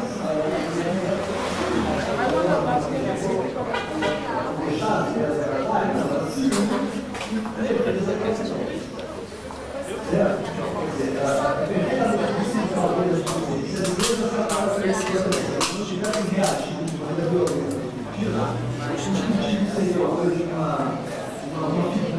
da teologia cristã. Não teria tomado certo? Então, quer dizer, nesse momento, ele já estava tendo uma experiência muito mais ampla do que aquela que ele tinha tido no Livro dos Espíritos. Talvez por isso as interpretações sejam diferentes. Mas não são todas conflitivas, não. Porque o último momento nas duas interpretações é momento de aplicação prática, é momento de transformação social. Allan Kardec o tempo todo teve antenado naquilo que interessava, que é a construção de um mundo novo, a construção de uma sociedade melhor. Mais uma pergunta. Luiz, eu gostaria de saber se o ator espiritismo no momento Atualmente? Bom, é o seguinte, o espiritismo, o que a gente chama de espiritismo aqui no Brasil, é o espiritismo à moda brasileira. Né? É o espiritismo de centro espírita, com 3 tipos de atividade: estudo, mediunidade e assistência social. Esse modelo de espiritismo ele existe quase que só no Brasil. São muito poucas as instituições espíritas do resto do mundo que trabalham dentro do nosso modelo. Então, o modelo da Federação Espírita Brasileira vem empreendendo isso esforços para divulgar, para implantar em outros lugares. Você tem uma ideia? Onde ela tem tido a experiência de mais sucesso é em Portugal, que é um lugar parecido com o Brasil, onde se fala português, onde se lê com mais facilidade as obras espíritas. Mas não, a maioria absoluta dos outros países, o espiritismo é praticado até por brasileiro. É brasileiro parente, brasileiro namorado, brasileiro, que é o chamado movimento New Age, o movimento da nova era, que é um movimento, uma experiência entre moderna e pós-moderna em religião, que essa é muito mais ampla, mas é extraordinariamente fragmentada. Existem milhares de pequenas religiões, de pequenas filosofias, que vai desde cristais, banho de lua, xamanismo nas suas mais diversas formas, sincretismo com as experiências indígenas, com as experiências, especialmente dos indígenas norte-americanos. Quer dizer, um conjunto de experiências que agrega mais ou menos os mesmos fatores que agregam o espiritismo, como continuidade da vida após a morte, manifestação de espíritos, que ora são espíritos encarnados, ora são doentes, são gnomos e etc. Então, há uma série de interpretações espiritualistas numa espécie de grande movimento religioso extremamente fragmentado, que existe esse sim, principalmente no primeiro mundo, em toda a parte. Agora, se você perguntar espiritismo dentro daquilo que nós nos convencionamos chamar de espiritismo, é o nosso modo de praticar a cultura iniciada por Kardec, essa não existe prioritariamente no Brasil. E onde existe fora, normalmente é brasileiro que está fazendo. Luiz, você falou sobre a responsabilidade do plano físico, enquanto encarnados, né, da regeneração. Mas como há sintonia dos mundos, né, como fica a responsabilidade dos espíritos nessa regeneração? Ótima pergunta. Muito obrigado por ela. Ela me dá a condição de dizer para você que a forma como a gente raciocina o mundo, eu chamo de mundo, no sentido lá daquela autora que eu falei, da Hannah Arendt, é o mundo dos encarnados e desencarnados. Tá? Nesse ponto a gente vem buscando trabalhar uma questão que é uma questão meio que teórica, de sociologia espírita, digamos assim, que é se a gente separa ou não a sociedade terrena, a sociedade dos encarnados da sociedade dos desencarnados. A nós nos parece que essa separação é muito frágil cientificamente. As relações que nós temos com o mundo dos mortos, entre aspas, o mundo dos espíritos, é uma relação intensa demais. A mediunidade é um tipo de relacionamento social. É uma forma de relação social a mediunidade. É perfeitamente possível, a gente lendo os livros do André Luiz, por exemplo, a gente enxerga com clareza que os espíritos têm políticas de mediunidade. O Ministério das Comunicações, eu acho isso genial. O Ministério das Comunicações, ele trata de relações do mundo espiritual com o mundo físico. Ele não trata de divulgação de espiritismo e de religião. Ele trata de relacionamentos. Tem lá no nosso lar, nas obras de André Luiz. Ministério das Comunicações. O que é que André Luiz? O que é que o mundo espiritual chama de comunicação? É o Ministério que trata dos relacionamentos dos espíritos com o mundo, com a sociedade terrena. Então, a mim me parece que esse processo de transformação, ele depende de nós. Agora, se eu e você não encarnar e desencarnar, isso aí faz pouca diferença. Nós não saímos da sociedade porque a gente desencarna. A gente continua nela, interagindo com ela e interagindo ativamente. Então, o mundo espiritual e o mundo terreno, a diferença é só o corpo físico e algumas coisas em termos de experiência e de mentalidade. São experiências diferentes, mas esses mundos estão agregados entre si. E o processo de transformação, se acontecer de um lado, acontece do outro também. Não há como separar. Primeiro aconteceu no mundo terreno, depois no mundo espiritual. Ou primeiro no mundo espiritual, depois no mundo terreno. O que eu dizia é o seguinte, é que a revelação, é que o mundo de regeneração, a promessa ou a esperança espírita, não é uma previsão marcada para acontecer e os espíritos vão tomar providência. Não é assim que acontece. Até porque os espíritos têm tentado fazer isso aqui o mundo demais há muito tempo. Opa! Os espíritos têm tentado fazer isso aqui o mundo melhor há muito tempo. Por que eles não conseguiram até hoje? Porque isso depende de nós. Ou Jesus Cristo muda de ideia e decide implantar uma ditadura, e aí ele não transforma por porcaria nenhuma mais, porque ele vai ter que partir para atitudes que são violentas que vão manter o mundo do jeito que está, que é a atitude de alguém que não falta, ou então nós nos transformamos as nossas relações. Enquanto a gente não transformar esse mundo, não vai acontecer. E aí vai surgir no final do terceiro milênio, a gente vai criar uma outra religião, falar, olha, gente, é o quarto com ele e tal, e vamos fingir que a história mudou. Quer dizer, ou então a gente vai realmente mudar a história, mas aí depende das nossas práticas. E é muito sério a gente falar isso, porque eu sei muito bem que o alcance de palestras como essa, por exemplo, é muito curtinho. A gente fala isso e volta para casa e dorme do mesmo jeito, e acorda do mesmo jeito e faz as mesmas coisas. Não é? As palavras não são transformadoras assim, a esse ponto. É preciso que nós transformemos as nossas práticas. O mundo, gente, não é mudado, e é por isso que eu falo, não adianta muito divulgar o Espiritismo. Certo? Você divulga o Espiritismo, você vai trazer mais aberto o movimento, vai ficar grande, as instituições vão ficar enormes, o movimento continua do mesmo jeito. É preciso cuidar das nossas práticas. O que define o centro espírita? É uma coisa que eu tento trazer a discussão. O que define o centro efetivamente espírita? É se ele acende vela ou não acende vela? É se ele tem incorporação do público ou incorporação privada? Não. O que deveria definir o centro espírita é se as pessoas que frequentam esse centro se amam e são capazes de amor. Se o clima e as relações existentes dentro dessa instituição e dela para fora são relações de fraternidade, de solidariedade prática e efetiva. Pode acender vela, mas que se amem. O terreno de Umbanda, em que as pessoas se amem, se gostem, que façam o bem que possam, é muito mais espírita do que o centro espírita, não tem vela, não tem nenhum desses rituais. A não ser que o sentido da palavra espiritismo passa a ser o mesmo de religiãozinha organizada. E aí nós ritualizamos sem querer. Então nós temos que ir, voltar a Kardec, se for necessário, a buscar nele aquilo que ele considerou desde a primeira vez o essencial. As práticas éticas, as práticas morais.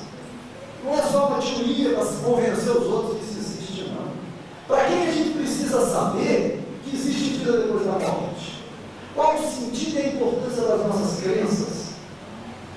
Eu poderia até perguntar para vocês: o que vocês acham? Quem é mais evoluído? Tem duas pessoas. Digam para mim quem é mais evoluído. Uma pessoa que acredita que só há um Deus, ou uma pessoa que acredita que cada poste tem que existe 1 milhão de deuses cuidando dos fenômenos da natureza. Qual vocês acham que é mais evoluído? Provavelmente. Talvez vocês vão dizer para mim, uma pessoa que já conhece o monoteísmo, a unicidade, Deus é um só, né? Que não enxerga os fenômenos da natureza como dotados de multiplicidade de Deus. Não é verdade? Talvez vocês dissessem isso para mim, informados pelo próprio Espiritismo. Saibam vocês que eu sou uma pessoa que acredita em só um Deus. Evidentemente, né? Com obviedade pululante que eu estou falando. É óbvio. Mas o Mahatma Gandhi, que era hindu, acreditava em muitos deuses. Ele era politeísta. Vocês sabem o que é politeísta? Quem que é mais evoluído? O politeísta ou o monoteísta? Não queiram me agradar. Evidente, eu adoraria ser politeísta e ser Deus. Eu adoraria acreditar na Trindade e ser Madre Teresa de Calcutá. Não é a crença que define. Não é se a pessoa acende vela ou não acende vela. Não é se a pessoa segue ritual ou não segue ritual. São as práticas, são as relações que ele estabelece com o mundo. O que faz diferença de Mahatma Gandhi e lucididade são as relações que o Gandhi estabeleceu com o mundo e as relações que essa pobre alma consegue estabelecer. É isso que nos define. A nossa capacidade de produzir a paz, o amor e o bem no mundo que nos cerca. O que é que define o movimento espírita como espírita mesmo? É essa capacidade. Se não for isso, gente, não serve para nada. Nós vamos ter que começar tudo de novo. Fundamos uma outra religiãozinha, institucionalizamos de novo, e estamos de novo controladinhos, maniatadinhos, defendendo a nossa identidade religiosa e as nossas pequenas crenças. Por mais verdadeiras que sejam, elas não vão servir para nada se elas não são capazes de nos transformar e transformar as nossas relações. Então é na prática que a gente vai mudar o mundo, e a gente não vai mudar o mundo. A nossa prática não tem mudado, a nossa prática tem reafirmado continuamente. A gente fala que isso aqui é o Brasil, o coração do mundo, pátria do Evangelho. É o sonho do Beatificanos. Que talvez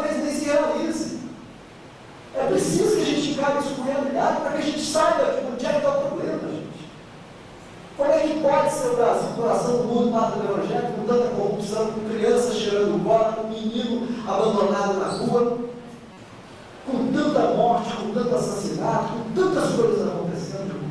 Como é que pode um país que é um dos campeões de desigualdade social ser apagado do Evangelho? Não é possível, gente. Não é possível a gente ficar indiferente a isso. E nós, espíritas, nós vamos observando, não o que a gente diz. O que a gente diz é muito pouco. Mas observando o que a gente efetivamente faz, a gente ainda é bastante indiferente a isso. Mas nem discutimos isso no centro espírita. Questões que são candentes no mundo hoje, questões absolutas no mundo hoje, que é discussão em qualquer lugar inteligente desse país.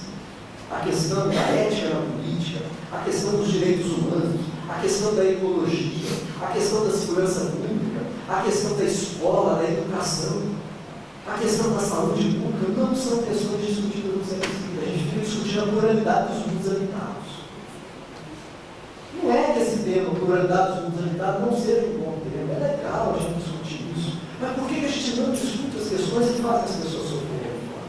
Então, nós temos que transformar o mundo, e transformar o mundo, a gente só transforma na prática. Não é na teoria, é na prática, é mudando as nossas relações, mudando o nosso jeito de ser, mudando as nossas políticas de movimento espírita. Certo? Então, isso é para o mundo espiritual, que já procura fazer isso, e é aqui também. Agora, eu acho que essa preocupação é fundamental e nós temos que ter cada vez mais. Talvez nós estejamos entrando no período intermediário, que é o período em que a gente vai bagunçar a cabeça da gente para tentar transformar o nosso movimento e a nossa ação numa coisa muito mais ampla e negócio. Segurança, aproveitando a sua exposição e essa resposta, essa preocupação dos espíritos com relação à própria identidade perante outras crenças, dos espíritas e do espiritismo, é hoje muito comum. Deve aparecer, inclusive, num programa de rádio, uma entrevista que você e eles vão fazer. O que você pode nos adiantar a respeito disso? Porque a pergunta aparece aqui e aqui com frequência. Esse é um dos temas que a gente já vem discutindo há muito. E ele é herdeiro da experiência histórica que o espiritismo viveu para se afirmar no Brasil. Nós tivemos, dentro desse nosso período religioso, o nosso período tempo em que as religiões organizadas se bateram contra o espiritismo de maneira muito violenta. De certo modo, elas até batem até hoje. Mas hoje em dia, elas batem muito mais nas religiões negras do que nas religiões brancas. E nós somos uma religião branca. Batem muito mais no bando e no candomblé do que no espiritismo, a moda da religião do kardecismo, o espiritismo kardecista. E é lamentável, por exemplo, que nós, os espíritas, não nos solidarizemos com as religiões negras, mas que muitas vezes na história a gente tenha feito coro contra elas. Porque as pessoas vinculadas a essas culturas sofrem muito o preconceito, mas sofrem enormemente o preconceito. Mas nós somos herdeiros dessa fase, em que nós historicamente construímos a nossa identidade cultural própria, separamos essa identidade cultural das outras, inclusive das próprias religiões negras. Tá? A separação, por exemplo, da identidade cultural espírita e da identidade cultural umbandista. A Umbanda surge no espiritismo do Rio de Janeiro na década de 30 do século XX. Todo mundo fala que a Umbanda é cultural brasileiro, não é não? A Umbanda é uma, como é que eu diria, é uma digressão do movimento espírita. Ela surge em 2 centros espíritas do Rio de Janeiro. Os espíritas daquele centro resolveram que não queriam mais conversar só com os espíritos de gente branca, queriam também conversar com os índios e com os negros. E conversar com os índios e com os negros dentro da cultura deles, que é uma cultura de dança, que é uma cultura de certos fetiches e assim por diante. E aí houve essa divergência, que de certo modo ficou mesclada no movimento espírita até a década de 40, mais ou menos.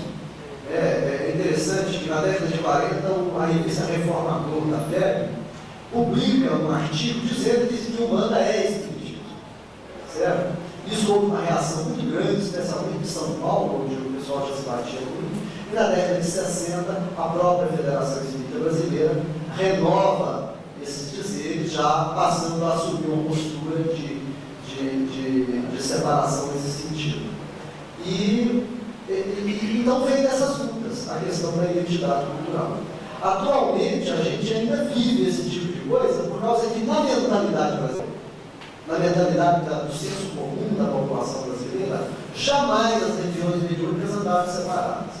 Da mesma forma como as pessoas, nós espíritas, costumamos ver Umbanda e Candomblé como a mesma coisa, são movimentos e tradições completamente diferentes.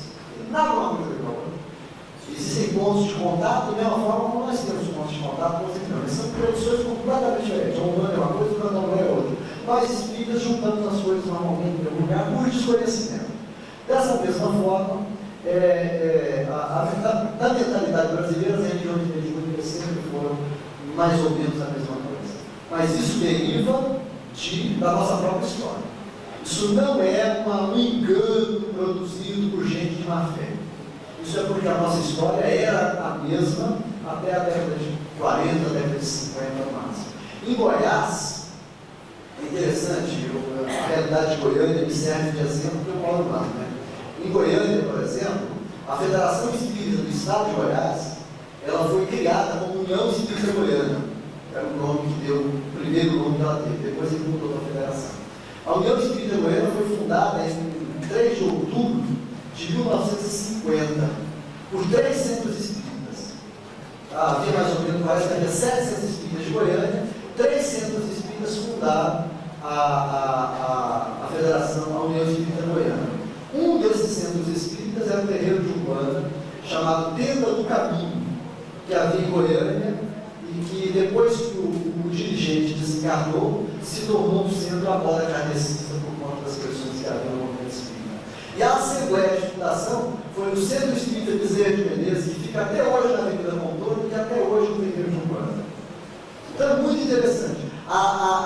O círculo esotérico do pensamento fazia parte do movimento espírita. O Goiás Espírita, o jornal que hoje é revista, a gente transformou ele em revista de uns anos para cá, publicava na década de 50 a lista e as fotografias dos centros espíritas do estado de Goiás e publicava lá o Centro Tátua Jesus Cristo da Comunhão Esotérica do Pensamento, ou parte do movimento espírita. O Templo de Mãos Dispostas da Rosa Cruz fazia parte. Os espiritualistas caminhavam unidos. Só que todo esse movimento, começa em São Paulo e no Rio de Janeiro, que se prolonga ao mundo do Brasil, que é herdeiro da disputa entre kardecistas e rustelistas dessas religiões, transforma a identidade do movimento espírita numa identidade mais fechada que essa nossa. Então hoje a gente já separa, porque esses movimentos já estão separados, já não tem nada uma coisa igual a outra. Eu não estou aqui para conta de ensino de novo, a experiência cultural que já ocorreu, né? Teve os seus momentos, inclusive, de violência, de coisas que a gente às vezes até deve se envergonhar do ponto de vista histórico, mas a questão da identidade cultural espírita é construída historicamente como todo movimento, sabe? Perfeitamente tranquilos, normal de acontecer. A questão toda que a gente tem discutido, inclusive na internet, como você deve ter acompanhado, que a gente discute hoje, é de como é que a gente pode fazer para recuperar uma identidade cultural centrada não em conteúdos ou em práticas ritualizadas, mas centradas em ideais de fraternidade. Como é que a gente poderia reuniversalizar a proposta ética espírita? Porque hoje em dia a gente tem uma proposta, a gente só chama de espírita aqui que está dentro desse círculo. Né? Como é que a gente poderia trabalhar uma proposta ética mais ampla que pudesse, que favorecesse a abertura do movimento espírita para uma relação de mais identidade, uma relação de mais fraternidade com os outros movimentos? É um problema enorme. Né? E o que a gente tem proposto é uma utopia nesse sentido. Eu não acredito que ela vai acontecer, até por conta de conhecer os espíritos que eu conheço. Não sei se tudo que eu falei ficou inteligível. Eu conversei com ele assim, ele tem acompanhado alguma coisa das ideias da gente na internet. Ainda tem algumas pessoas que gostariam de fazer perguntas, mas o horário já está bem adiantado. São muitas pessoas. São quantas? Olha, por favor. Quantas pessoas? A gente podia fazer essas coisas, eu prometo ser mais sintético um pouquinho, eu estou conversando demais. Mas é bom assim, que a porta é aberta, as pessoas são livres, boa parte já saiu, tinha outros compromissos, assim desinteressou, fica só realmente quem... Essa ideia respondeu, mas eu estava um pouquinho distraído. Eu queria que você explicasse melhor para mim do espiritismo religioso. É o espiritismo que adota práticas de natureza estritamente religiosa. Essas práticas, elas se vinculam elas são caracterizadas por dois tipos de prática. Uma prática teórica que é, quer dizer, como é que configura o movimento religioso? Primeira coisa, no âmbito da teoria, o estabelecimento de alguns textos como sagrados. Textos fundadores, normalmente são os primeiros, e são tidos como sagrados e inamovíveis, e tudo se referencia a eles. O tempo todo, os antropólogos chamam isso de mito do eterno retorno. A Odisseia Eliade fala do mito do eterno retorno. O tempo todo, os adeptos estão se voltando para o mito de origem, para o ato fundador, e normalmente, na experiência religiosa ocidental, são alguns textos, certo? No caso da Igreja Católica é a Bíblia, da Igreja Evangélica também é a Bíblia, mas só que uma Bíblia reinterpretada. No caso do Espiritismo, são as obras de Kardec. O tempo todo a gente está se referenciando de volta a eles. Quando a gente se reúne para estudar, a gente se reúne como um rito para voltar a Kardec. O tempo todo. Então, isso configura a religião no sentido teórico. O estabelecimento de determinados textos que fundam determinadas ideias, e essas ideias se tornam dogmas, elas são inegociáveis.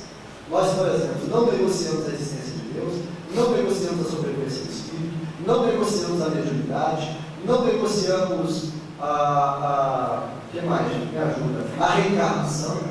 Não é? Nós temos ideias, mas não negociamos. A gente só discute para convencer os outros de que elas são verdadeiras. Então elas são dogmáticas para nós.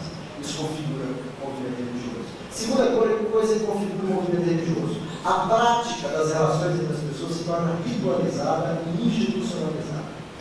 Ou seja, o movimento ainda não é um movimento caracterizadamente religioso enquanto a gente pratica na casa da gente, enquanto a gente pratica na rua, enquanto a gente pratica onde a gente quiser. Ele se torna caracterizadamente religioso quando aquele tipo de prática se torna exclusivo de uma instituição, construída e separada do mundo privado das pessoas. Ou seja, quando a gente implanta a igreja, e só reza a missa dentro da igreja, e só faz confessionário dentro da igreja, e tem um rito específico que a gente segue. No movimento, isso acontece com a institucionalização das grandes instituições do centro espírita. Quer dizer, a mediunidade é uma coisa da vida, e que no início do movimento espírita a gente praticava dentro de casa, era na sala, no quarto das pessoas, a mediunidade era coisa da vida.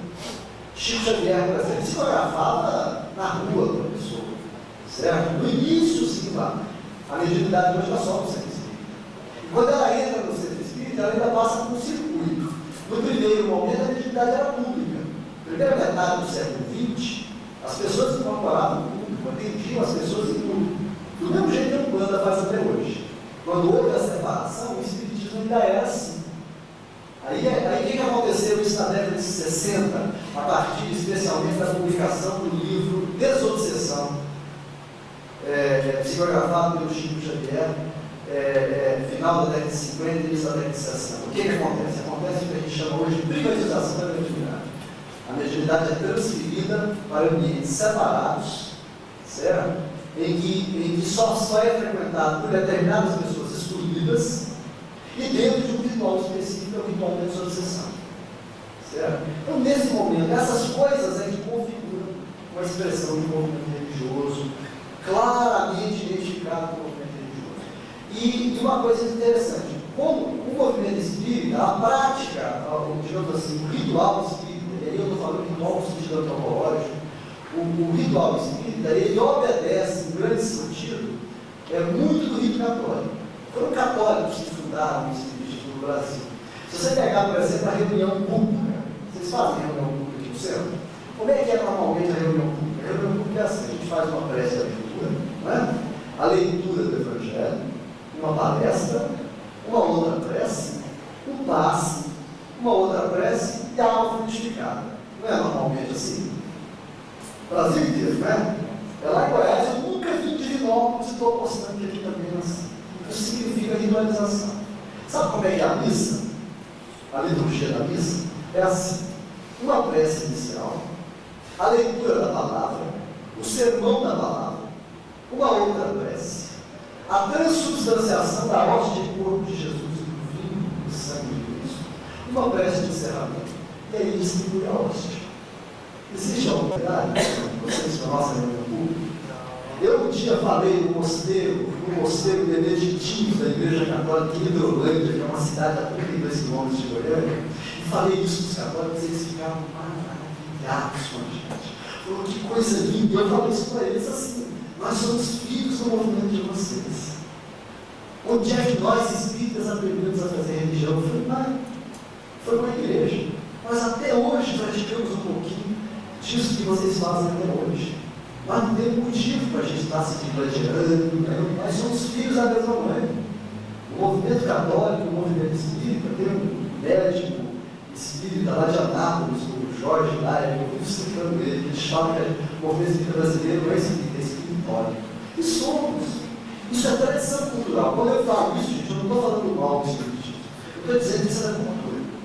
Agora, quando a gente vive um movimento religioso, a gente fica, às vezes, egoísta no sentido de ficar tentando muito mais preservar a própria identidade do que defender a pessoa que sofre.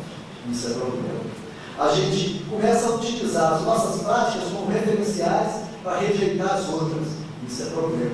Por que é problema? Porque no momento em que a gente faz isso, usa as nossas ideias para rejeitar os outros, para dizer que o outro não tem direito de falar, que o outro é ignorante, que o outro não sabe, que todo mundo, quando conhecer as coisas, vai crescer. Quando a gente utiliza as nossas práticas para dizer que nós não temos ritual, os outros é que têm, e por isso os outros são atrasados, quando a gente faz isso, a gente incorre um erro gravíssimo que pega no centro da doutrina espírita. A gente falta com a fraternidade, a gente falta com o amor. E por causa de uma coisa que não tem importância nenhuma. Porque as nossas ideias podem estar enganadas em algum ponto, e a gente tem que ter a abertura para continuar evoluindo e aprendendo. A não ser que a gente já esteja no pico da evolução, nós já sabemos tudo sem saber mais nada. Mas isso não é defensável, nem do ponto de vista espírita. E as nossas práticas são práticas culturais. Tanto é que o espiritismo brasileiro só acontece no Brasil. Sabe? Se ele acontecer, por exemplo, o espiritismo no México, vai acontecer a moda mexicana, vai ser diferente do nosso aqui. E é bom que seja, para que as pessoas transacionem com os espíritos dentro das culturas específicas. Não está errado ele dançar para receber mediunidade, porque essa é a tradição dele. Isso não tem nada a ver, gente. É dentro dessa tradição que eles vivem a mediunidade. A gente vive dentro de uma tradição que é mais cristã. Meio que culpada, todo médico tem medo de mistificação. Não é? Faz parte daquela coisa do pecado original que a gente vai na Igreja Católica. A gente está tendo que superar, para nos apegarmos àquilo que interessa. E é estabelecer relações de fraternidade que sejam transformadoras no mundo, que encaminham o mundo para a vida melhor. Só isso interessa. Então, por isso é que seria interessante nós fazermos essa superação do período religioso. Mas não da religião em si, que a religião é boa, mas a superação de um certo egoísmo religioso, em que a gente tende a se comparar e entrar em competição com os outros, ao invés de ajudá-los a construir isso também. O pessoal fala mal da Igreja Universal do Reino de Deus, das neopentecostais, da carismática católica, por conta dessa coisa de reunir multidões em shows. Eu acho que, olha, diante da falta de alternativas, as pessoas mais humildes, mais pobres, as pessoas que vivem numa situação ainda de mais necessidade, tem essas religiões como alternativa. Eu estudei a Igreja Universal do Reino de Deus há 4 a 5 anos atrás, na dissertação de mestrado. Eu sou professor de comunicação, na dissertação de mestrado, professor de televisão. Eu estudei a TV Record. E para estudar e compreender a TV Record, eu frequentei alguns dias a Igreja Universal do Reino de Deus. Fiquei maravilhado com o que eu li. As pessoas, quando vivenciam a experiência religiosa na qual elas acreditam, mesmo que elas estejam sendo enganadas, extorquidas pelo pastor de plantão, e eles brigam por causa de dinheiro, eu cheguei a ver, eles fazem entrar em tapa por causa disso, sabe? Mas mesmo assim, essas pessoas, elas se superam. A pessoa é alcoólatra, mexer com droga, entra para essa religião, ela modifica a própria vida por conta da fé. Aí passa um tempo, ela identifica que aquilo ali vai bem aquilo, o cara está fora, mas a vida dela de fato melhora. Então a religião é boa, a vivência religiosa é boa, as instituições religiosas têm essa missão. E isso vale para o espiritismo também. A vivência religiosa é extraordinariamente rica. As instituições têm que ser, né? Especialmente quando as instituições se removelam pelas estruturas de poder. Isso acontece com o povo espírita, eu já assisti algumas vezes isso. Mas a superação do período religioso vale a pena para nós entrarmos em relação à regeneração social. Não sei se eu consigo separar. E acabei também não dando conta de ser consciente de tudo. Quem que é a outra pessoa? Luiz, dentro desse novo prisma que está sabendo desse fórum para nós, gostaria de uma pequena prévia do papel, do novo papel que os meios de comunicação vão ter a partir de alguma época, a partir de agora, aqui, né, no fórum, especificamente. Meios de comunicação. Quando fala meios de comunicação, ele está falando de rádio, televisão, internet, as tecnologias de massa. As tecnologias de comunicação de massa. Dentro de uma teorização como essa que a gente vem trazendo no seminário, elas ocupam um papel relativamente secundário. Nós não estamos preocupados em fazer esse espiritismo de alto alcance, essa coisa de fazer a grande propaganda do espiritismo, que essa coisa serve muito mais para agradar o espírito do que para atender as necessidades sociais. A centralidade do nosso tema vai ser que tipo de relacionamento nós estabelecemos com a sociedade. Por exemplo, o companheiro faz um programa de rádio. A pergunta que eu faço, normalmente, a pergunta não devagar. A pergunta que o espírita normalmente faz, esse programa de rádio está seguindo a doutrina certinho, ele fala está nas obras, e assim por diante. A pergunta que eu faço, que tipo de relação você está estabelecendo com o teu público? É uma relação de fraternidade? É uma relação de solidariedade? Ou não? Aí ele vai se perguntar, mas como é que eu posso estabelecer fraternidade no rádio? Se vira. O papel que nós temos é estabelecer essa relação. Não importa a tecnologia, se tem ou não tem tecnologia.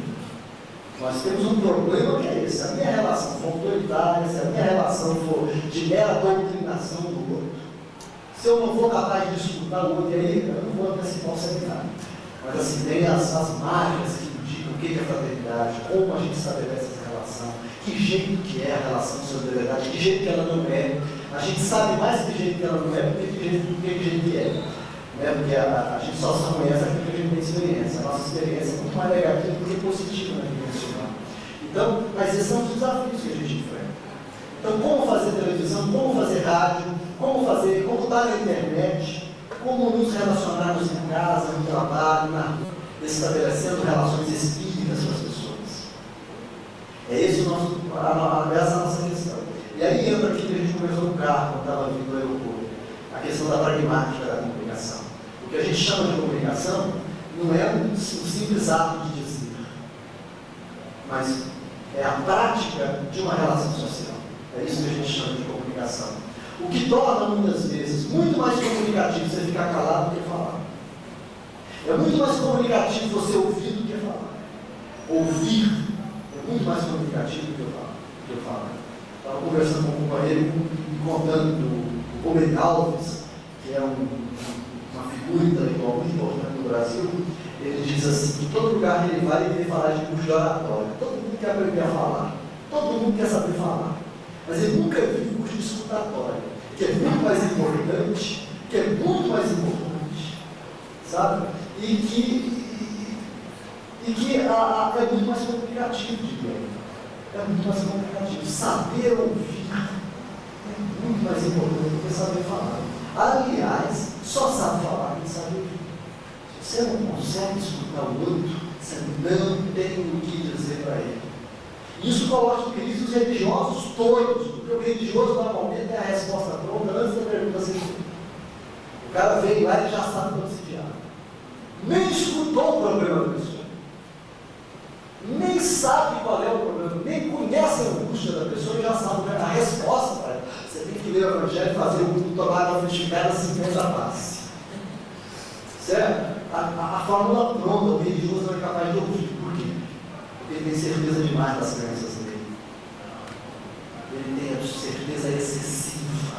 Nós espíritas sofremos esse mal. Excesso de certeza das nossas crenças. A gente sabe demais, ou a gente pensa saber demais.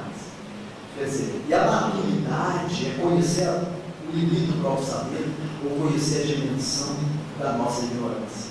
Quanto mais a gente sabe, gente, o saber é uma coisa, como eu diria, é uma coisa acrescentativa. É como se a gente estivesse enchendo a bola do nosso conhecimento. Vamos trabalhar a metáfora da bola.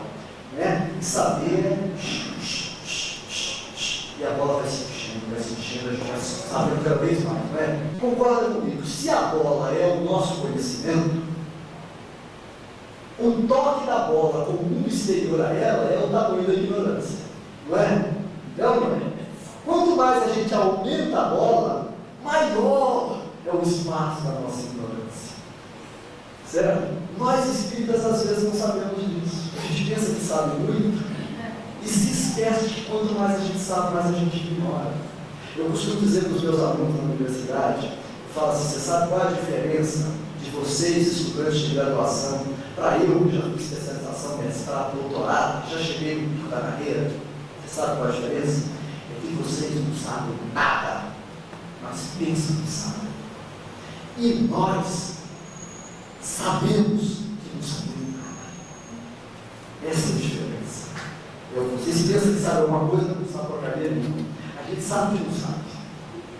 O bom doutor é aquele que sabe que não sabe porcaria nenhuma.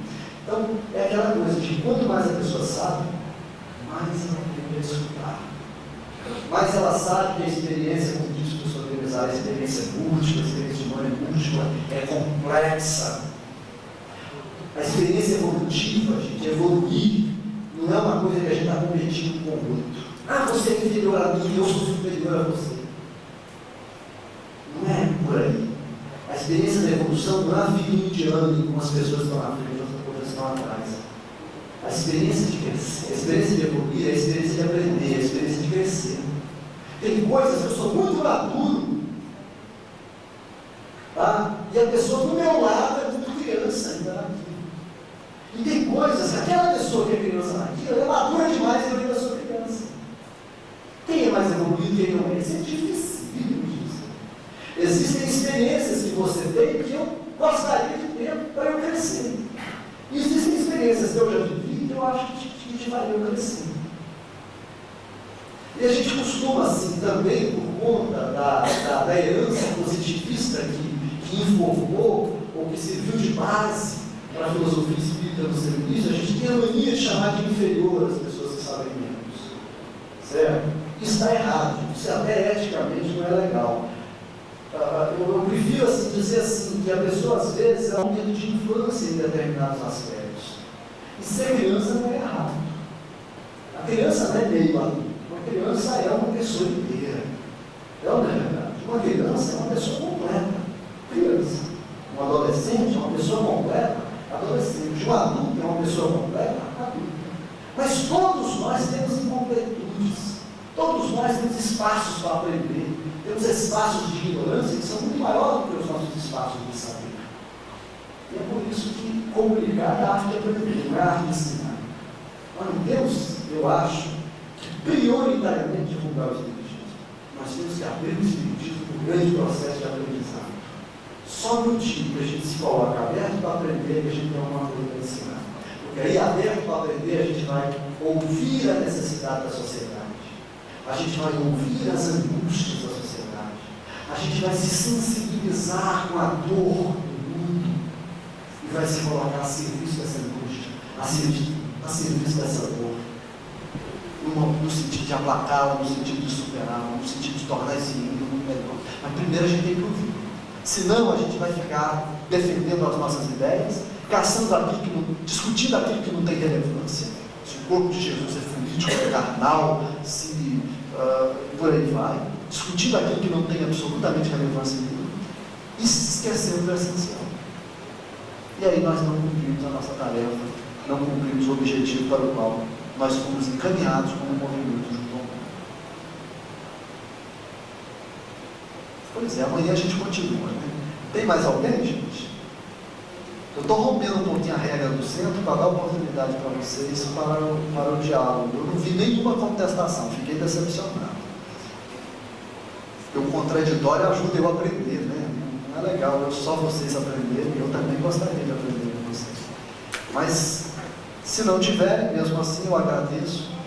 E amanhã a gente continua em forma disseminada, tá, gente? Menos palestra, mais diálogo e E esses seminários são muito importantes porque nós, da Associação Brasileira de Divulgadores do Espiritismo, estamos procurando trabalhar essa discussão no país inteiro. Tá? Nós fizemos um grande seminário em Brasília, um seminário nacional, um fórum nacional, promovido pelo Denizar, que vai com vocês.